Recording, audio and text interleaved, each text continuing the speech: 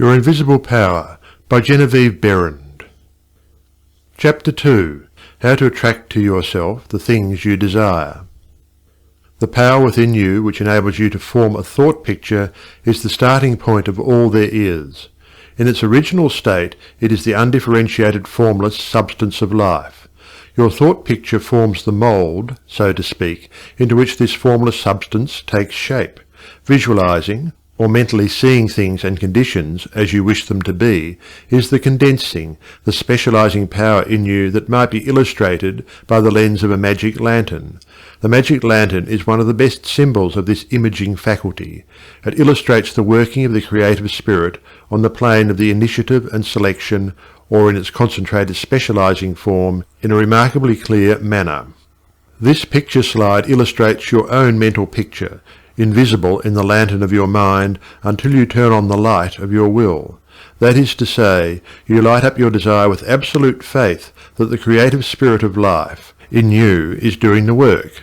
By the steady flow of light of the will on the spirit, your desired picture is projected upon the screen of the physical world, an exact reproduction of the pictured slide in your mind.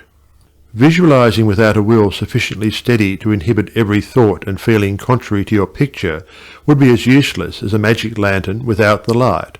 On the other hand, if your will is sufficiently developed to hold your picture in thought and feeling, without any ifs, simply realizing that your thought is the great attracting power, then your mental picture is as certain to be projected upon the screen of your physical world as any pictured slide put into the best magic lantern ever made.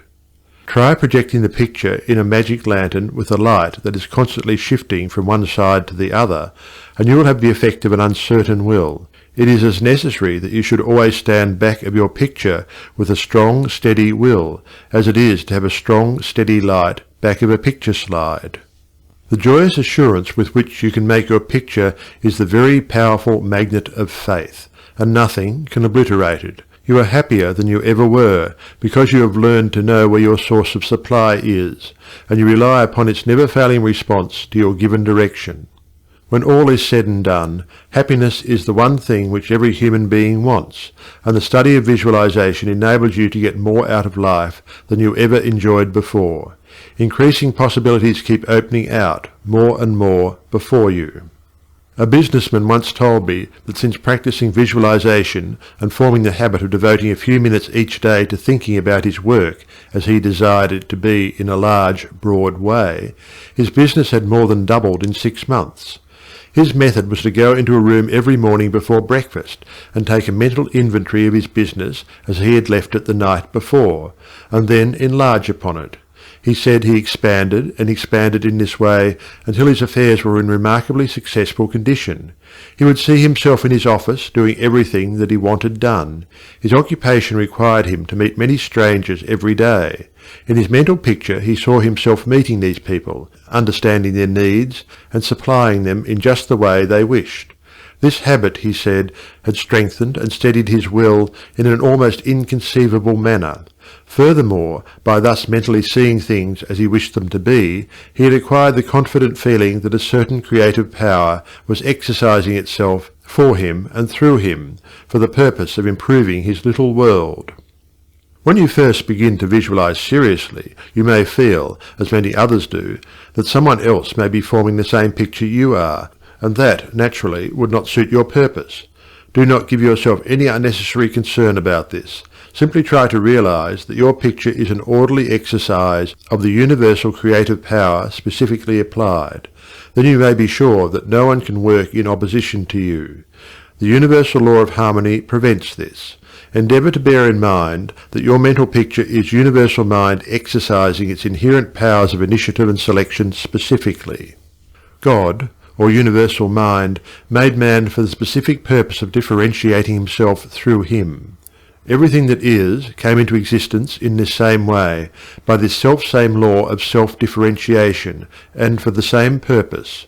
First the idea, the mental picture, or the prototype of the thing, which is the thing itself, in its incipiency or plastic form. The great architect of the universe contemplated himself as manifesting through his polar opposite, matter, and the idea expanded and projected itself until we have a world, many worlds. Many people ask, but why should we have a physical world at all? The answer is, because it is the nature of originating substance to solidify under directivity rather than activity, just as it is the nature of wax to harden when it becomes cold, or plaster of Paris to become firm and solid when exposed to the air. Your picture in this same divine substance in its fluent state, taking shape through the individualized centre of divine operation, your mind. And there is no power to prevent this combination of spiritual substance from becoming physical form.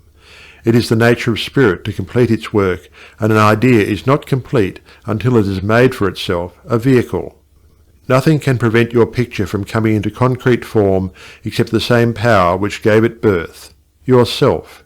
Suppose you wish to have a more orderly room. You look about your room, and the idea of order suggests boxes, closets, shelves, hooks, and so forth. The box, the closet, the hooks, all are concrete ideas of order, vehicles through which order and harmony suggest themselves. End of chapter 2.